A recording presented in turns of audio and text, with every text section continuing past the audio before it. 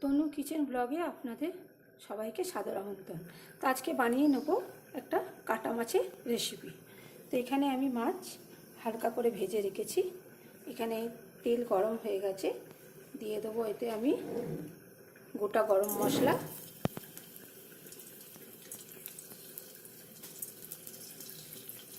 তেজপাতা,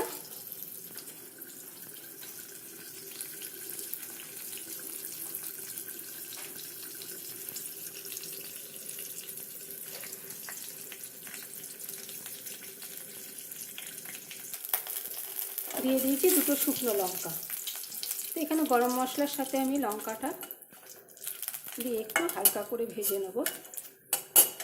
এবার আমি এখানে দিয়ে দেবো বাটা মশলা। বাটা মশলার মধ্যে রয়েছে আদা, ধনে, রসুন, পেঁয়াজ, টমেটো।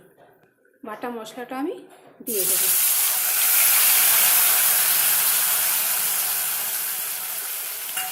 দিয়ে আমি মশলাটাকে একটু 4-5 মিনিট কষে নেব। এর মধ্যে আমি দিয়ে দেবো একটু অল্প হালকা করে লঙ্কা গুঁড়ো। যেহেতু এখানে আমার আদা ও শুকনো লঙ্কা দেওয়া আছে, তো ঝাল অনুসারে আমি একটু এতে গুঁড়ো লঙ্কা আর হলুদটা দিয়ে মশলাটাকে কষে নেব। এখানে আমার মশলা কষা হয়ে গেছে ভালো করে, তো একটু জল দিয়ে দেবো যাতে মশলাটা একদম কষা হয়ে গেছে, তো মশলাটা যাতে একটু কাদা কাদা থাকে। মানে এবার আমি এতে দিয়ে দেবো ভাজা মাছটা।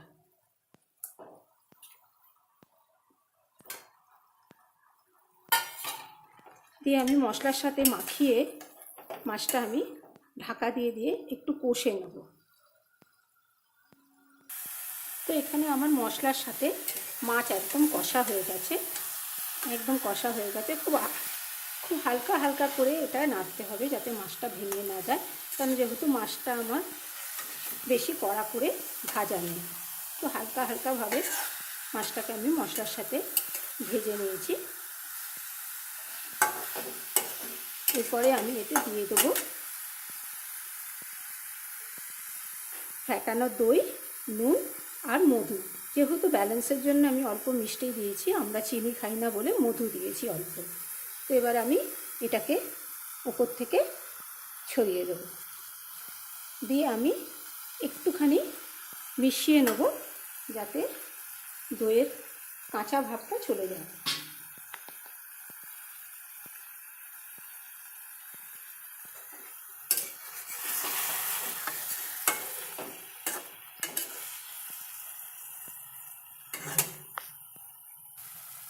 তো এখানে আমার দইয়ের সাথে মাছ ভালোভাবে কষে গেছে, তেলও ছেড়ে দিয়েছে, এই সাইড থেকে তেল ছেড়ে দিয়েছে।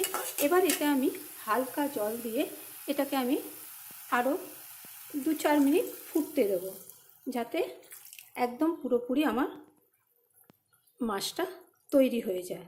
আমার রান্নার কোনো রেসিপির নাম নেই, আমার রান্না নিজস্ব এবং আমি নিজস্ব আইডিয়াতে রান্না করি, তবে খেতে ভালো হয় এবং আমার বাড়ির লোক খুব ভালোবাসে, বলে খুব সুন্দর হয়েছে।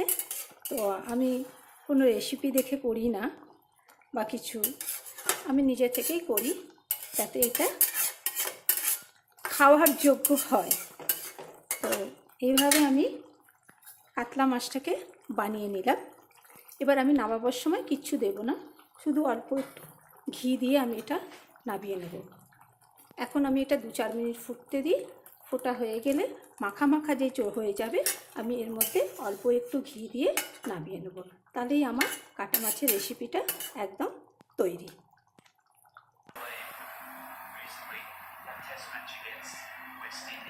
তো আমার কাটা মাছ এখানে তৈরি। এবার আমি দিয়ে দেবো এতে 1 চামচ ঘি দিয়ে, এবার এটা আমি বন্ধ করে রাখবো যতক্ষণ না আমি খাওয়া হচ্ছে। তো ঘিটা দেওয়া হয়ে গেল, দিয়ে এবার আমি একটু মিশিয়ে এটা চাপা দিয়ে দেবো। তো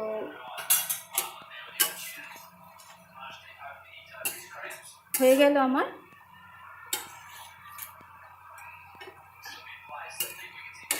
দই কাতলা। এটা আমার নিজের রেসিপি, আমি আগেও আপনার বলেছি, আবার আমি বললাম।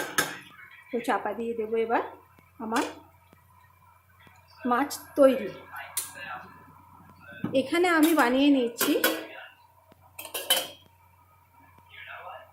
চিংড়ি মাছ।